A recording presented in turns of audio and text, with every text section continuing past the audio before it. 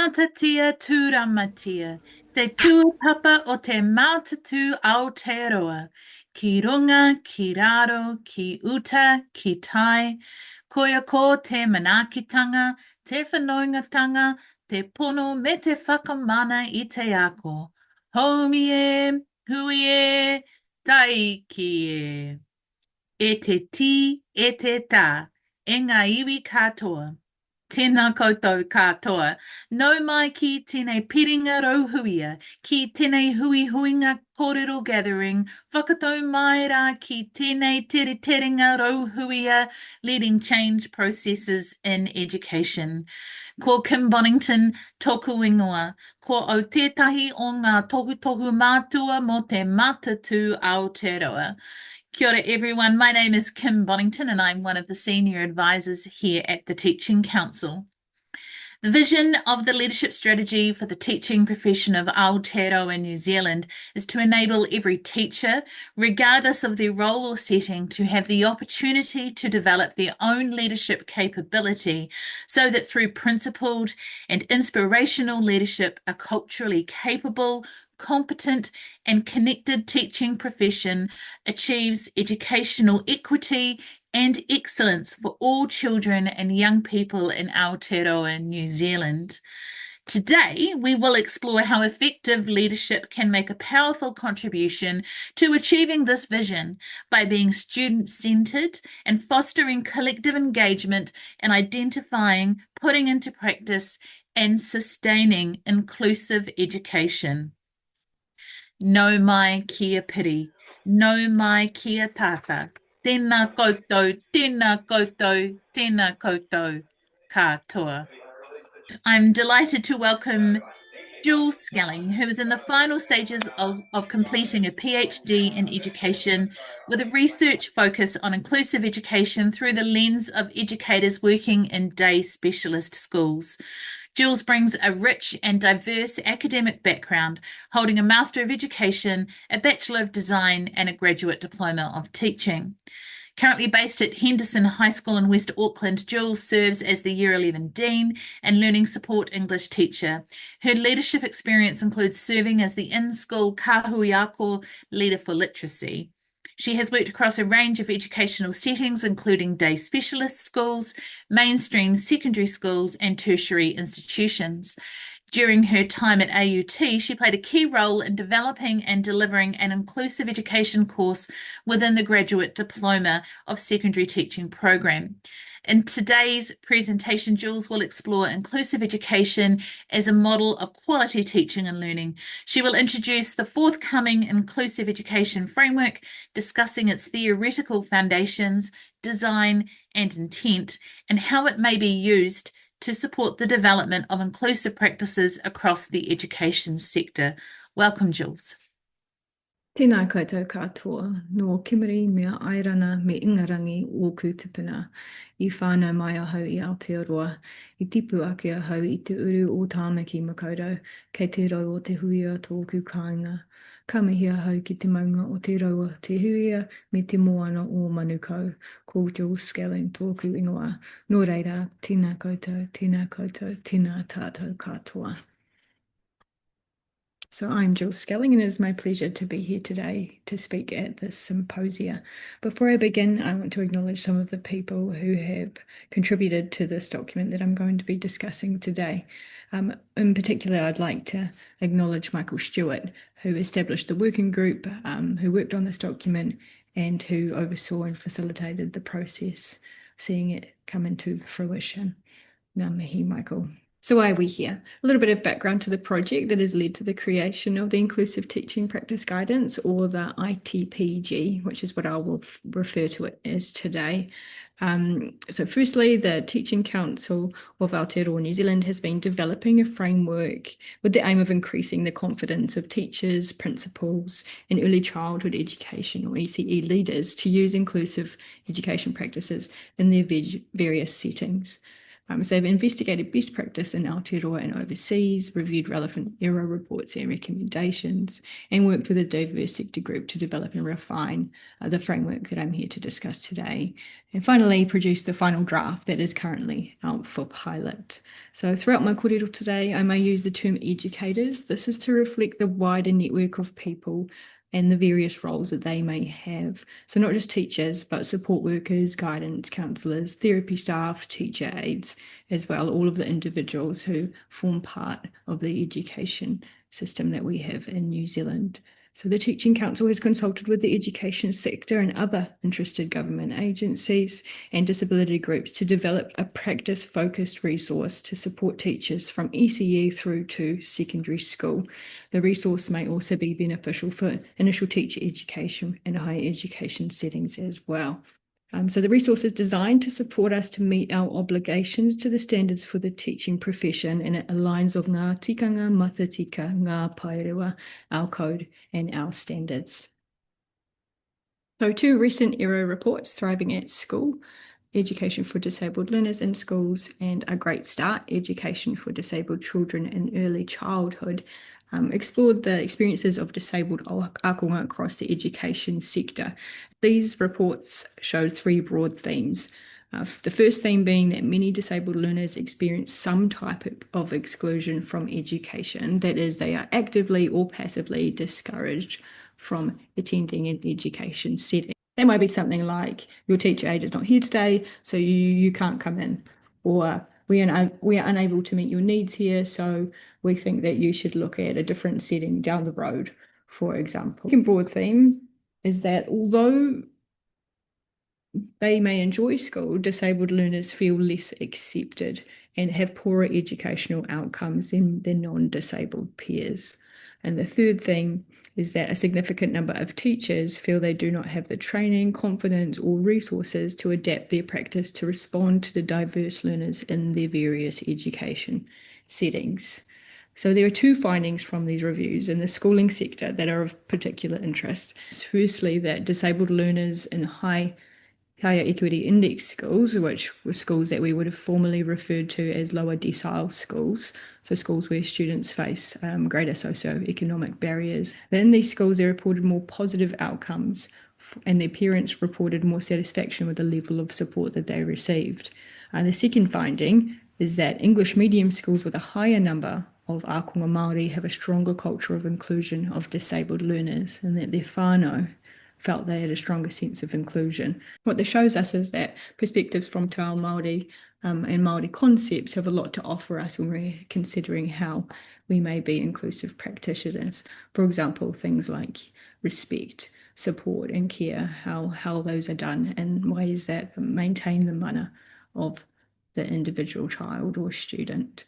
So these findings from the high equity index schools and schools with higher number of akonga Māori show that there are examples of good inclusive practice, and the framework I'll present today seeks to extend these practices across the education sector. Which brings me to the Inclusive Teaching Practice Guidance, or the ITPG. So there is a shared understanding across the education sector that inclusion is important. This idea of inclusion, or very similar ideas, have featured in education policy and initiatives for over 30 years. So inclusion is not a new idea. As findings from the ERA reports demonstrate, many educators, early learning centres, schools and other education institutions do effectively support all akonga. However, as a profession, we can do better. Inclusion is not a goal that can be ticked off a list, but rather an ongoing journey to continue to build and refine more inclusive, more equitable teaching practices and learning environments that all akonga can thrive in. Inclusive education, or more specifically, inclusive practices, are not just approaches for students with specific or identified learning needs. Inclusion is for everyone, and inclusive education is quality teaching and learning.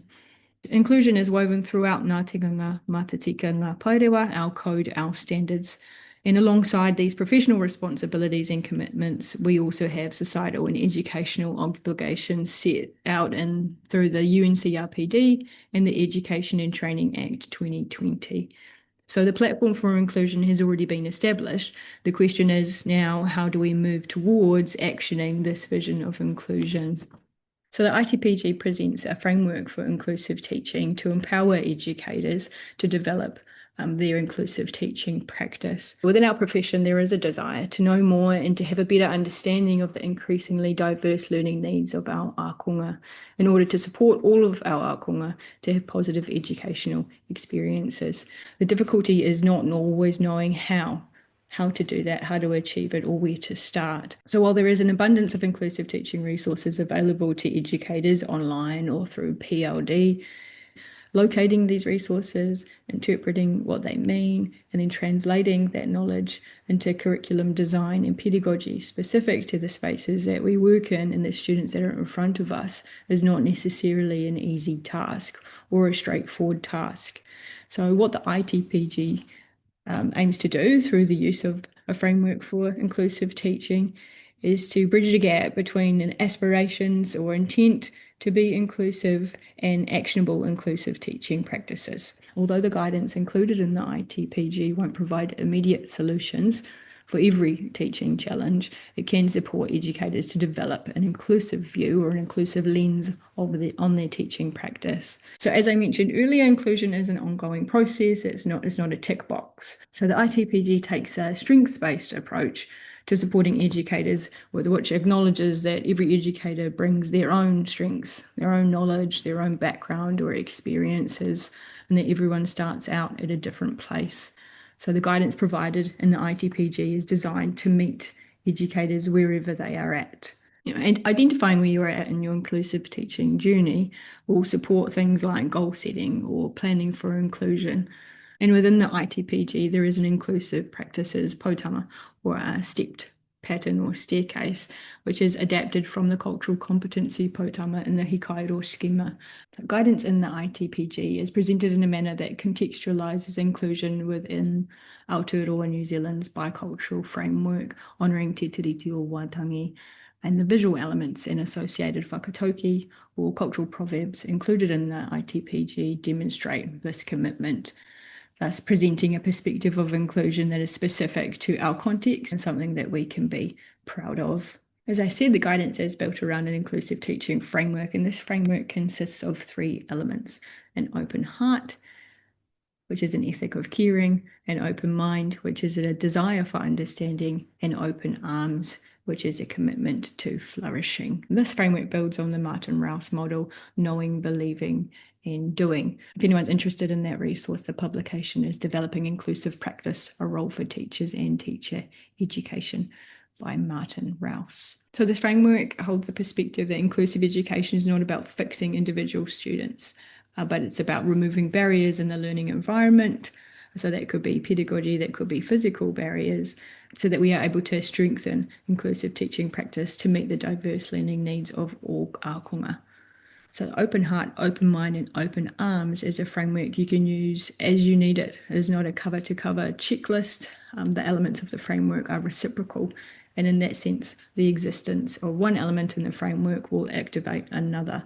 A simplified example being, I have an open heart, so you believe that all ākonga have the capacity to learn.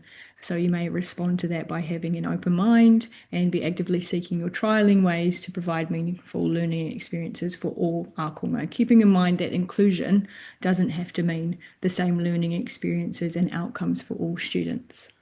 So the ITPG includes reflective prompts, examples or practices, and links to resources that may spark inclusive action through enacting this framework. So the first element of the framework, an open heart or an ethic of caring, says an emphasis on empathy, care, and belief in the potential of all ākonga. It encourages kai oko tū, be mindful of personal biases, co-plan with whānau, and make supports that are accessible to all. So this is about genuinely embracing the notion that everyone matters and wants to do well and try their best. This means believing in and caring about the capacity of all tamariki and rangatahi to learn, and in yourself to learn, that you have what it takes to make meaningful difference in the lives of all ākonga. So the whakatauki for this element is aha ko iti, he iti mapihi pounamu. So the Māori perception of the tamaiti is encapsulated in this whakatauki or proverb. It refers to the singular beauty and immense value of even the tiniest piece of fine greenstone. So an open heart, this section includes 12 reflections. One example of a reflective question is the following: how do my values and beliefs about those I teach affect the learning opportunities I offer them and my expectation of them as learners? Another reflective question in there is, what preconceived ideas do I have about ākonga, whānau, kaiako, and their abilities? So there are links to key resources in that section of the guidance as well. And there are also practices and examples that are included. So for example, I presume competence and that everyone can and does learn all the time. I explore and challenge the beliefs, knowledge, and experiences that inform the way I teach.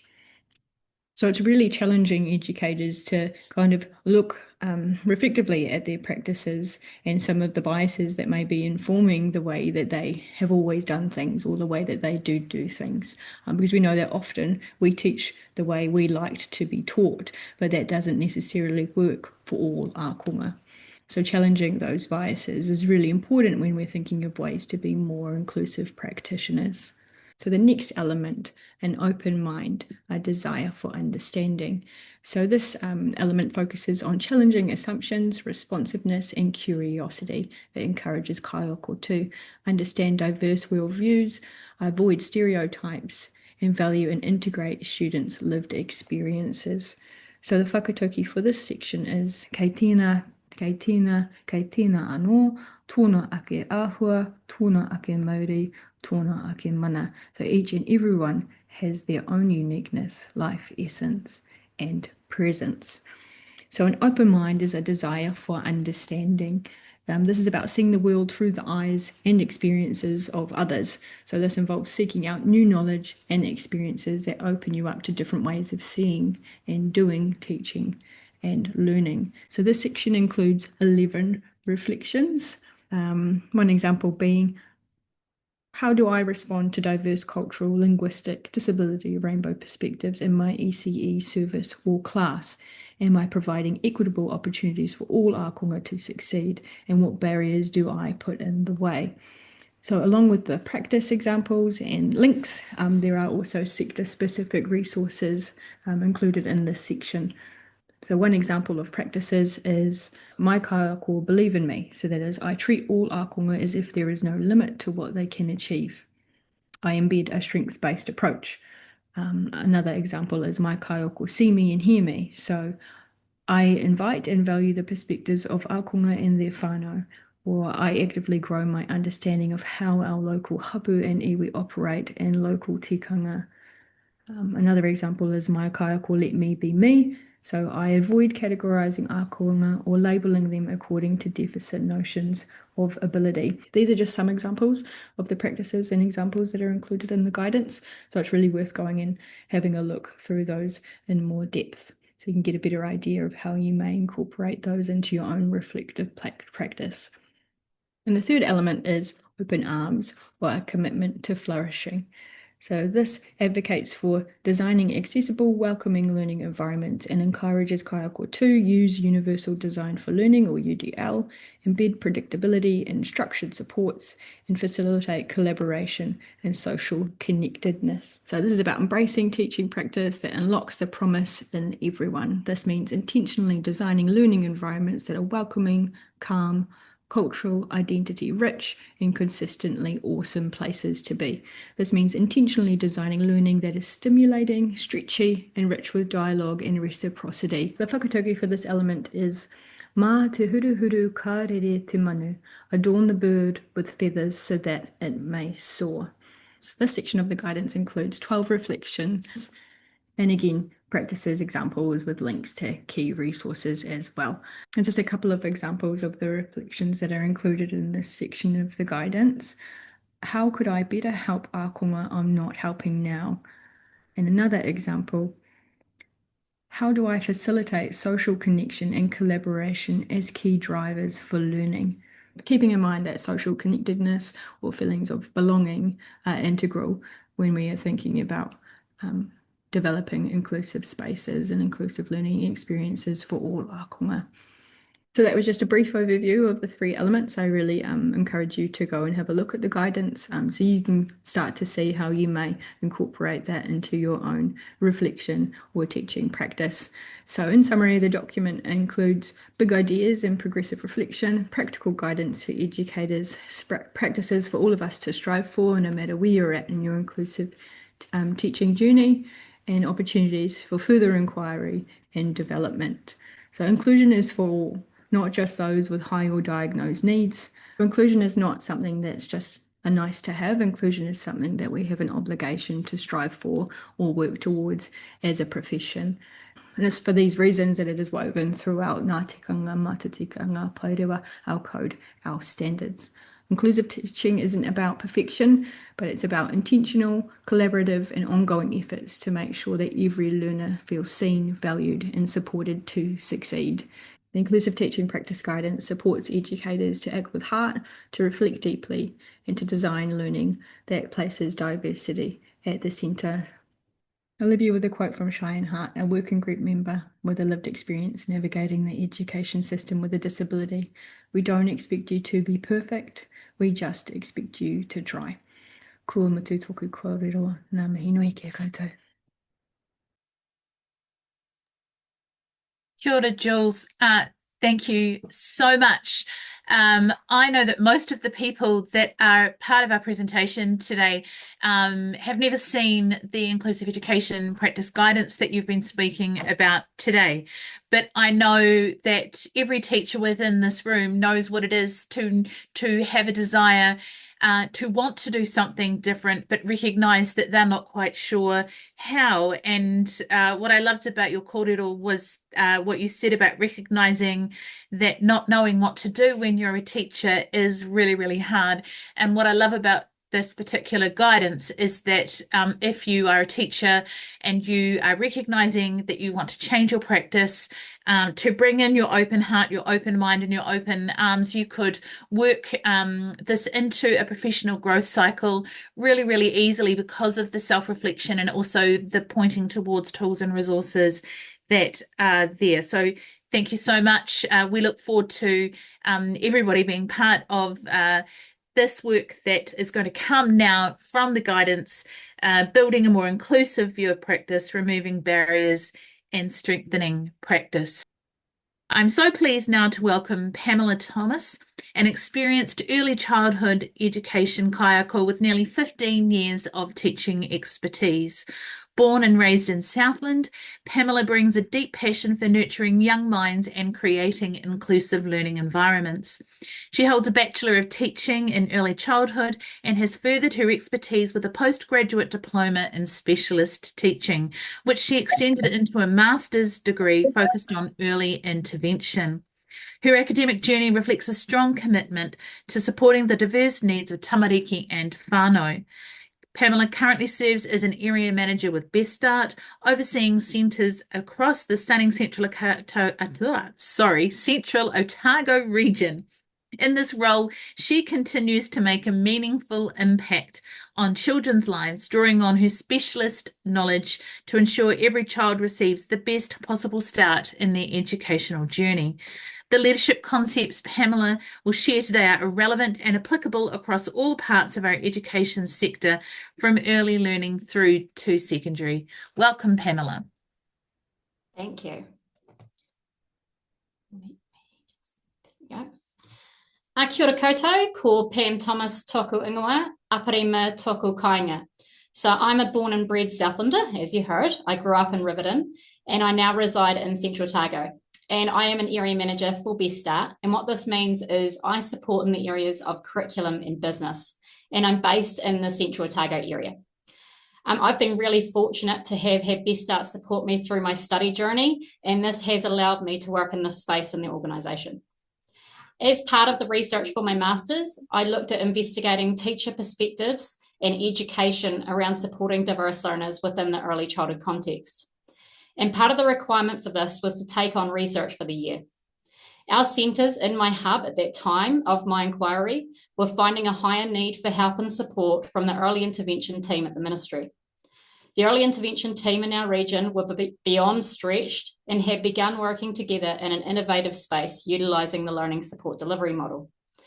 We had a superb early intervention team, but still I felt I could be doing more. And I was often receiving feedback from centres in Kaiako about a lack of knowledge and skill or strategies to support diverse learners. And so there was a real need in this space to research and support further. From what I've been reading over the last 3 years of study and seeing in practice, it was clear that the narration around supporting diverse learners can be quite negative. And so I felt that if I could come at this from a positive lens, I could capture this information to share with others that are struggling in this space and therefore alter the perceptions on how we view supporting children in the classroom. A common theme that emerged in the literature as part of the research is that kaiako that did successfully work with challenges and were doing well at supporting tamariki held a good understanding and empathy and other qualities that led to success. These being positive, motivated, respectful, understanding, with a growth mindset, and willing to work in collaboration with whānau and experts around them to build solid relationships and build capabilities and success in their classrooms. The data through the research I undertook showed that successful strategies have created a calmer atmosphere. It also shows that parents give positive feedback when the strategies are successful, noticing the changes. Kaiako acknowledged that collaboration and consistency as a team led to greater success in supporting tamariki in their centres. And this was in correlation with the research found, where one article mentions showcasing a real need for robust team discussions to support change moving forward together. From this research, it has led to me rolling out PLD across our organisation. Currently, we're working on rolling out a train-the-trainer model, offering resources to support and following up to ensure that we're monitoring progress. I will also be offering drop-in sessions to further support and give opportunities to help others in this inclusion space and give the opportunities for teams to share success stories and learn from one another.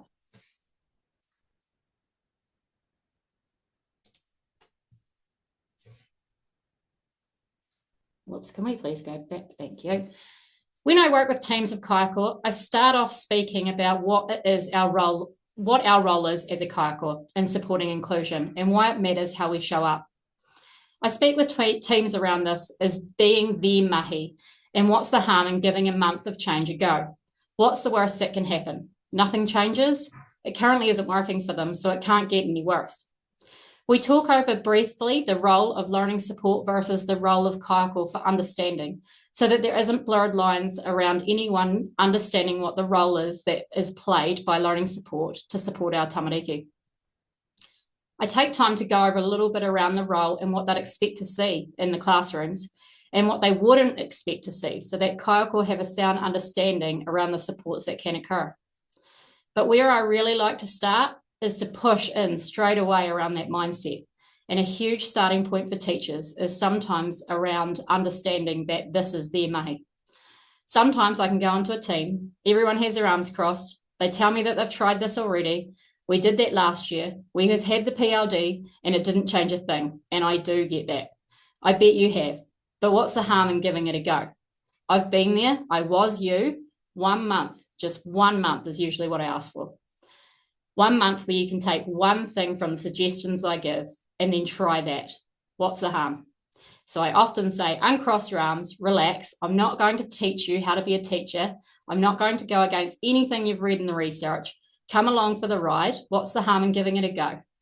Sometimes I can talk around the profound changes that we've seen after 1 month in those centres, and then do that for 3 months and then see the impact that has on teams in tamariki. I can't alter mindset from just saying, right, time for a growth mindset, but I try to get them to realise that this is a time for them to step forward and try something different.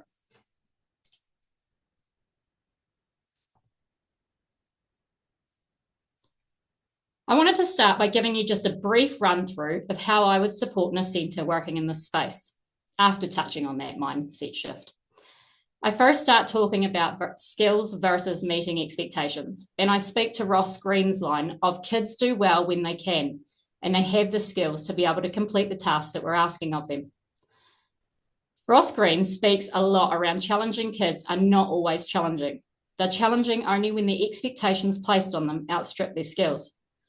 With a huge increase in excluding children, which we've also just heard in that last talk, what Ross is saying is that if we flip the assumptions around and instead assume that kids aren't doing things because they aren't able to right now, maybe they aren't cleaning up in your classroom because they don't have the organisational skills required, or they aren't practicing the piano, for example, because they lack the capacity to balance short-term desires with long-term goals. For them, the short term is far more important and the future is a long time away. This is a great starting point for teams to realise that the child just isn't coming along each day to make their day harder. I speak about all behaviours being a form of communication, and it's our role as kaiako to figure out what the child is trying to tell us. We can do this through observations, discussions as a team, and talking with whānau. Unfortunately, challenging behaviour is not generally like an infection which can be treated with a short-term course of antibiotics. In many cases, there are no magic bullets and change can take some time, especially when the behaviour is well established. Well, almost certainly, it will require changes from other people, you as a teacher. And there may be a relapse of behaviour once tamariki realise that what is happening in their class. Having said that, there is a great deal that can be done to prevent and reduce the incidences of challenging behaviour, and the environment plays a huge part in supporting children within your class. Have we considered the role that our environment is playing so far? Tamariki in those early years are just beginning to learn skills related to social and emotional cognition. As teachers, we should expect that children are going to show challenging behaviours as they learn these skills. We touched slightly on trauma as a team and understanding that the little information that is given to us by whānau and what we observe in our classrooms is all we know about a child's home life and what is happening for them. It's really important that we as kaiako take children's reactions seriously. We can't try to lessen the trauma for others. Perspective is important in this moment, and what may not be a big concern for you doesn't mean it won't be for the person sitting next to you. And the same applies for children. Trauma events look different to each and every one of us, and that trauma-informed strategies and classroom setups can support all tamariki. Trauma is just something to consider as a why you might be seeing what you're seeing. It gives us some understanding for some children. It sure as heck would make anyone more empathetic and more understanding if each child wore the why on their shirt for their challenging behaviours. Just because we can't see it doesn't mean we can't still come at it from an angle of understanding and empathy. It's human nature and how we're designed to put ourselves first in all situations. We're hardwired that way. So by showing up to help a tamariki means that we're open to come at it from a space of vulnerability. We listen to each other, support each other, and it's really important that you put yourselves in the shoes of the child. See things from their lens, but also consider yourself in this space. We all come into teaching with our own morals and our own values and ways of being, and we all have our own why. We as kaiako can get really hung up on the consequences to behaviours. I grew up in a time that I hit my brother, I was then hit, and that was the consequence. We know that didn't work, right? Because I went straight back to hitting my brother soon after. And this is about reframing that thinking a little different about the natural consequences and less about punishment. It is important for me to go on and ask questions and discuss with the team so I gain further insight. Are we struggling with one child in a classroom? If it's one child, then perhaps we can make small changes. But if it's a large number or perhaps a classroom concern, then we might need to think about classroom changes to environment, routine, and practice. And once we sort this out, it's easy to start.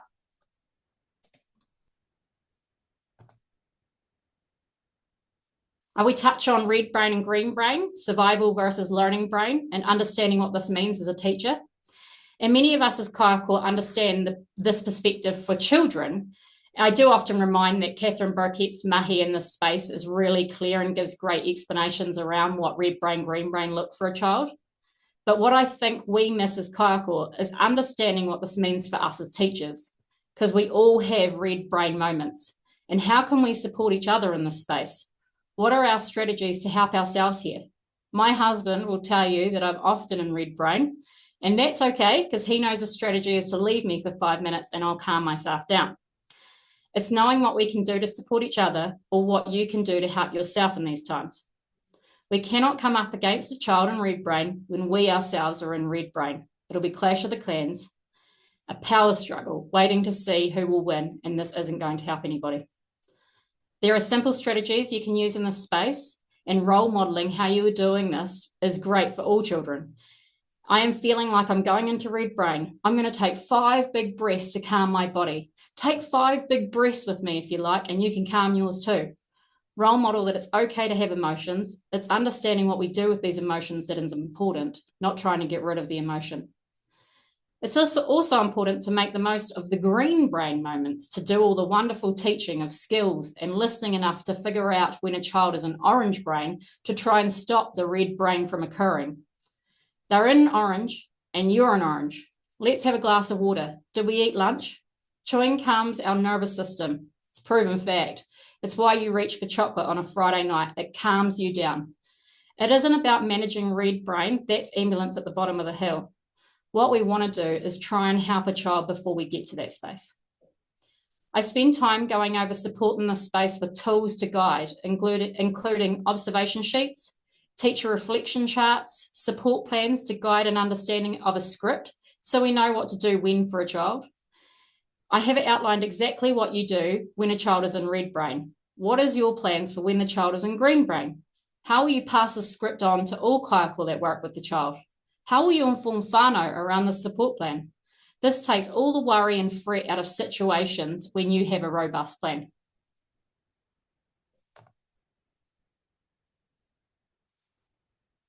Visual aids. I used to believe that visual aids were an utter waste of time when I was teaching in the classroom. I just thought, I don't have time to create these. I don't know how I'm supposed to find this stuff. How is this going to help me? However, I am fully converted from my study and my research, and I've seen such success in this space. If you have tamariki with autism or children that are visual learners, or you feel they need reaffirming in areas, visuals are an easy way to support your intentional teaching. I would now have a classroom made up of visuals. You have a child that's struggling with a specific task, break this down into a visual that shows each step of the process. It's tidy up time, but they don't know where anything goes in your classroom. Visual aids to show what it is you're wanting. You're supporting a child to understand a schedule, visual aids. It's why I have a PowerPoint to support this mahi. It wouldn't be the same you being here and you were just staring at my face. Something in the PowerPoint may hit you differently than my voice. I could speak for 30 minutes alone just on this topic of how I would have an entire classroom with visual aids. And what is better is you don't even need to make these yourself anymore. Google, ChatGPT, and sites such as Twinkle have heaps of examples of visuals to support you in your space, and it's well worth the time and investment.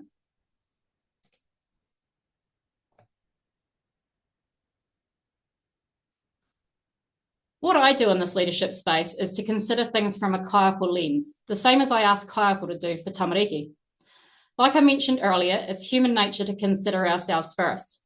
It's hard on us to look at switching this to focus on the child. But what I try to do is to make teachers realise that inclusive teaching benefits all akunga by ensuring they feel welcomed, secure, and accepted.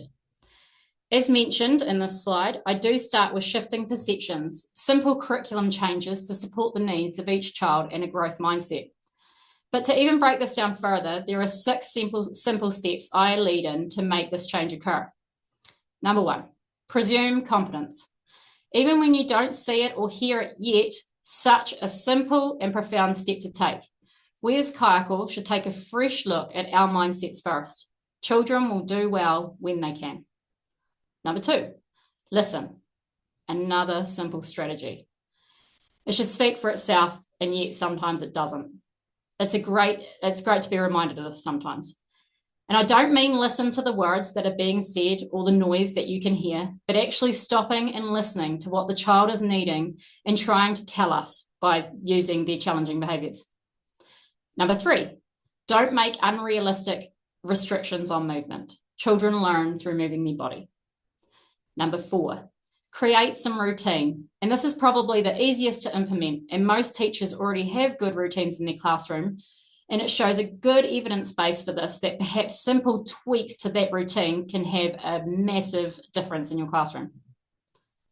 Number 5 is offer up more ways of movement. You'll see a theme there. Not only does movement help with emotional regulation, it also helps to develop cognitive skills. So children learn through moving their bodies. You're struggling with mat time? Take mat time outside. Make it a game. Run, play, move, jump. And number 6, and I love this one the most, emotional contagion is a real thing. We as kaiako need to understand that our emotions are contagious. And as a result, we're accountable for how we display these emotions to children. I know you've had a rough morning dropping off your own child and your car didn't start. You're flustered. You walk into the classroom like that, and you sure know that that's going to have an impact on the children's behaviour. They feel this too. How you show up matters. What does your face say about your excitement for the day?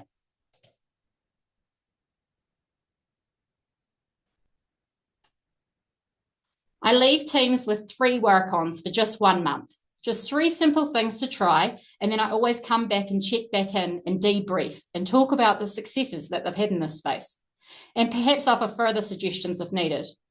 I allow a team 5 minutes to vent if needed about what is bugging them the most, but then we move into a solution-focused space so that we can work on what to do about it. I get them first to start with positive praise. That child that you're gritting your teeth with in the morning, start with them. It is so good to see you today. I'm so glad you are here. 5 positives to 1 negative interaction with this child every single day. Make these specific.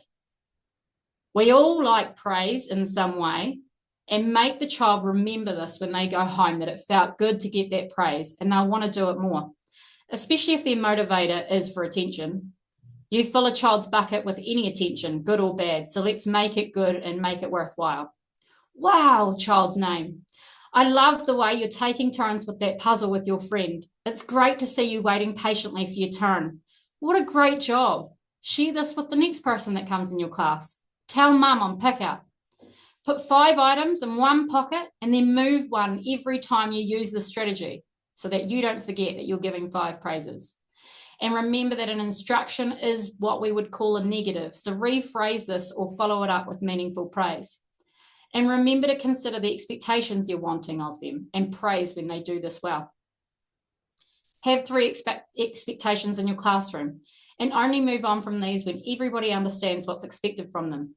Consider what this means for transitioning new children and relievers coming in. Not a wall with a large treaty that even you as a teacher can't remember, but 3 specific expectations that you're going to intentionally teach the skills needed to complete these tasks.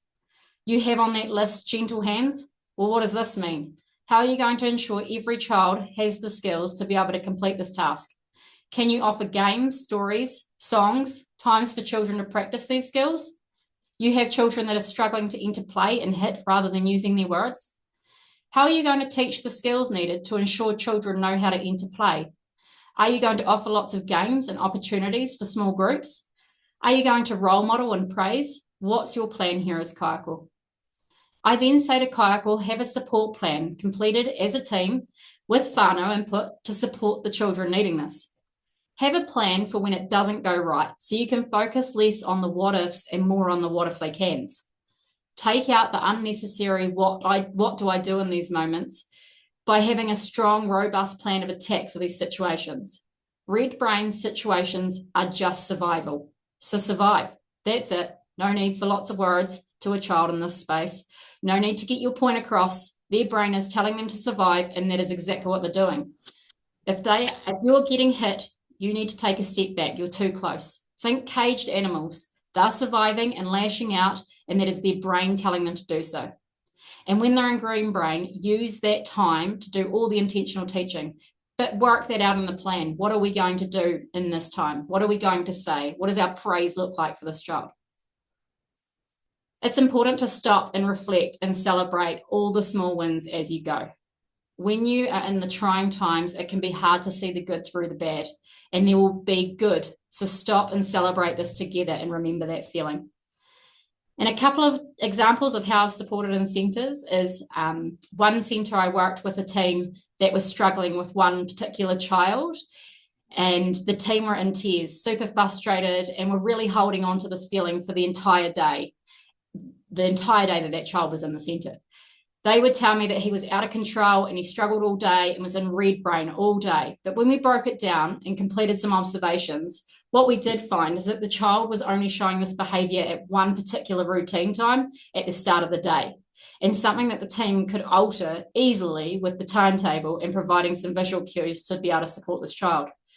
What was needed from this team was to hold less of a grudge for the entire day and let it go. And it didn't take long for this team to make some changes with that. Another team found that by sharing the strategies that were working well in the centre with parents at a parent evening, they had a huge change in what was happening at the centre.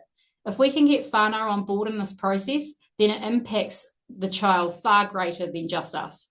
And it shows that collaboration with whānau is the key to success. In one centre, there just wasn't a calm place for a child to go when they felt out of sorts. And I spent time with the centre talking around how do we intentionally teach calming strategies? What do we do to provide in this environment that allows for a space for children to go? And how does children understand emotion if we don't lay the foundations for this learning? Another team really felt a child was going to come and hurt their family at home, chase them down the street and attack them. This is what the child told the team over and over. And the teachers were so in red brain themselves, they couldn't logically work through that a 4-year-old didn't have their address, didn't have a car, and was never going to do this. But it was real for those teachers.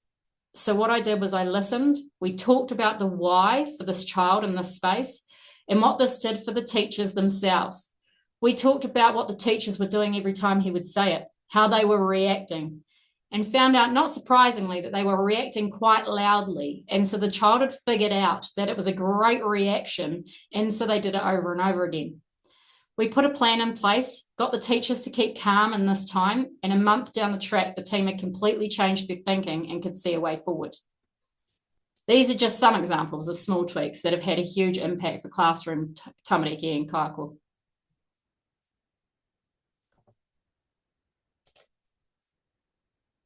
I do allow for teams to ask lots of questions so we can work together on solutions. I do like to cover my own sort of common questions that get asked of me every time. So ones that I often hear about are hitting and rough play. Myself, I don't mind rough play. If we consider our environments and how we're setting them up, do they meet the needs of all tamariki? Are they designed for the boys? Lots of research speaks about boys needing that rough play and taking them back to the evolution of cavemen. Are there ways that we can do this safely in our space? So I quite like sock wrestling, for example. So where we have firm expectations, each child's on their knees in a square with kaiako watching, and they try to get each other's socks off. So it's just thinking outside the square to meet the needs in this space. Biting. I often tell kaiako to rule out ears, nose, and throat issues with family, or is it a sensory need? And if it's just started and seems unusual, perhaps it could be something more, because if you have pain in your ears or throat, sucking and chewing generally help with pain.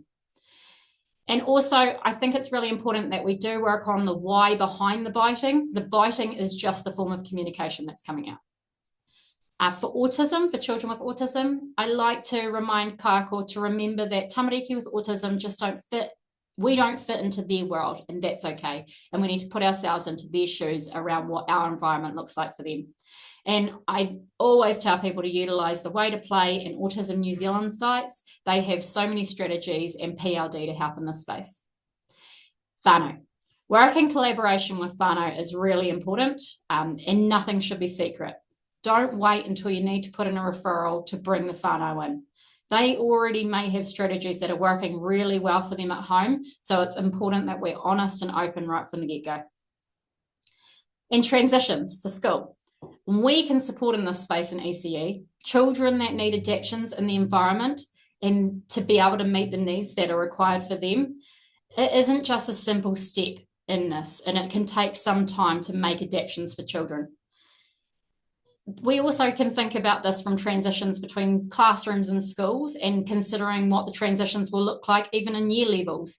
Are we going to be able to meet the needs of this child when they transition? I go into a centre and sometimes a team might be feeling a little out of sorts, and so they struggle to come up with questions. So I often have a set of questions that I go over that usually helps to support them. So some of these questions are intentional teaching around desired behaviours is often happening at mat times, but the children who need this are the ones that aren't joining mat times. So what are other options? So I often talk around intentional teaching can occur at any time. It can be through songs, books, how you set up experiences, how you allow children to work side by side with each other, how you as kaiako talk to them. It doesn't need to be at a set time. Teachers are getting hurt by children kicking and hitting, and how do we avoid this? You're too close. Red brain is for keeping everybody safe. Think caged animals. They're doing what their brain thinks they need to do to survive. So take a step back. And if you need to move a child for safety reasons, vocalize this and explain and know that it's the last resort to keep everybody safe. I often get asked, children in a nursery space are climbing to stand on tables consistently despite being moved somewhere else to climb. It is okay if we're all in red brain, you as a kaiako are in red brain, move the table. Try again tomorrow. It's probably become a game, and how you've reacted to this will be having some cause and effect. So just try again tomorrow. Brothers are regularly very physical with each other, and their parents encourage this, but children are joining in and getting hurt. How do we handle this when it's encouraged? So again, I just suggest to teams that we think differently about how we're meeting the needs. What can we offer to burn off some steam? Can we go outside and play? Can we do some running? Can we play some tag games? What is it that we can offer that's going to burn out that steam?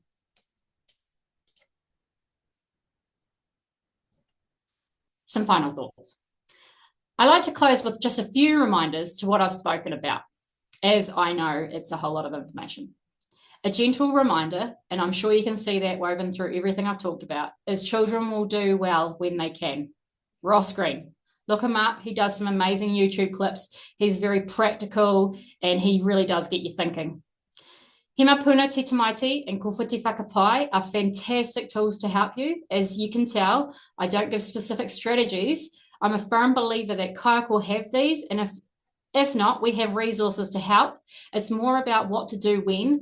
I learned quickly I don't have all the answers and neither do learning support. It's about working together using the tools that we have. We need to be calm at times that feel the hardest to be calm in. And this is profound yet simple. When the world is crumbling for a child, you as the adult need to be the calm in that storm. If you can help just one child, and we all do that, think about how many children we can support to have positive outcomes. My biggest why. All I wanted from my study was to help one child. And now I think if I can roll that out to anyone that's willing to listen to me and do the same, what a ripple effect and what an impact we can have. Doesn't that make it all worthwhile? Open heart, open mind, and open arms. I've been lucky enough to read the draft framework spoken about prior to me, the inclusive teaching practice guidance, and I believe that this will support many teams, tamariki and whānau moving forward. And if I can take one line from this that resonates and sums up mahi in this space for me, it is the open heart, open mind, and open arms line. What a deeply meaningful statement for us as kaiako.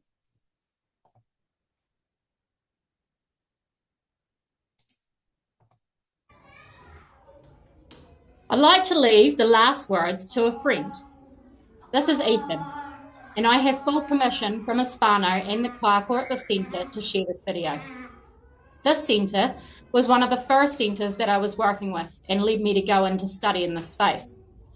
This centre, at the time we took this video, had 7 tamariki with autism in one classroom and had a lot to do with the changes in their practice and environment to support their tamariki. So they were a huge focus on my study. When you walk in today, you wouldn't know it is still a great place that supports a number of diverse learners as everyone's needs are being met in this space. Ethan has autism. As you can see from the start of this video, Ethan has come in on his day out of sorts. He's flapping, you can see, and he can't stay still. He's on his tippy toes, he's just a little bit out of sorts, and you can kind of see that in his movements.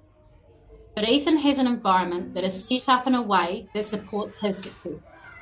His kaiako knew that he's out of sorts on this day, and so they gave him space and time to do what he needed to do to calm down. They allowed a safe space for Ethan to be. Ethan is mostly nonverbal, and as you can see from this video, he has so much capability. And Ethan's parents didn't know he could do what he's doing in this video and were in tears thinking that perhaps he will be okay when he transitions to school, because this was a really big worry for them. Don't mind the filming. And you'll hear in the background a number of other diverse learners.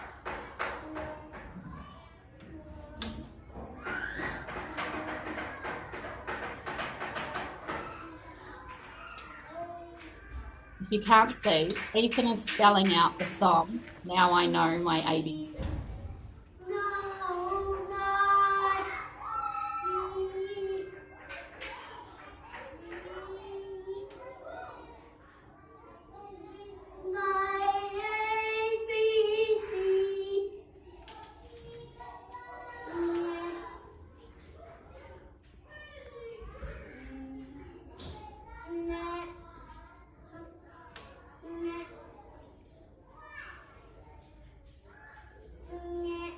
Just want to remind you that Ethan is 4.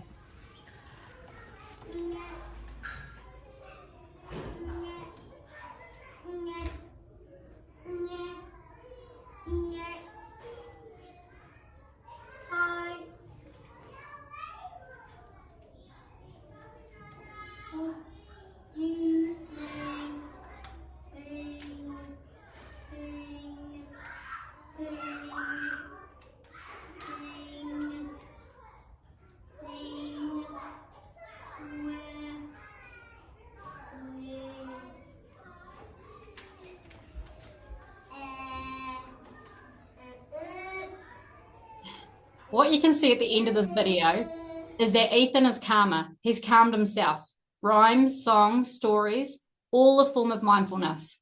It's why you hear songs in nurseries. It's why you sing your favorite chorus over and over again. It calms our bodies. It's why our grandparents sung us nursery rhymes. It's all calming us.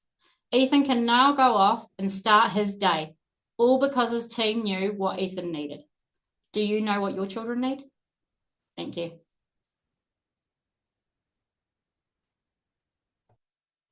Pamela, thank you so much. And thank you also to Ethan's whānau and teachers for agreeing to for you to share that video with us. It was a really touching way to end your kōrero. Your kōrero is, there was so much of it that was sitting with me. I know that you come from an early childhood perspective, but as a secondary teacher, I want to share some of the things that were really hitting with me as well, because these learnings aren't sector specific. They do go through all learners. I loved the idea of the mindset of what's the harm in giving it a go and just trying 3 things. All behaviors are a form of communication. We saw that very much shown with Ethan, and I can think of a number of learners that I have worked with in secondary settings who did the same thing. I'm a secondary school drama teacher, and so one of the things that was always interesting when student teachers were coming into my classroom to learn was talking to them about how the importance of routine, that they've come from classrooms where they know that there's a desk and a chair, but they come into my room or a PE classroom and there is nowhere for them to sit. So it's up to us as teachers in order to set environment, routine, and practice, and fully agree with the importance of those things that you talked about. And finally, the idea that our emotions are contagious.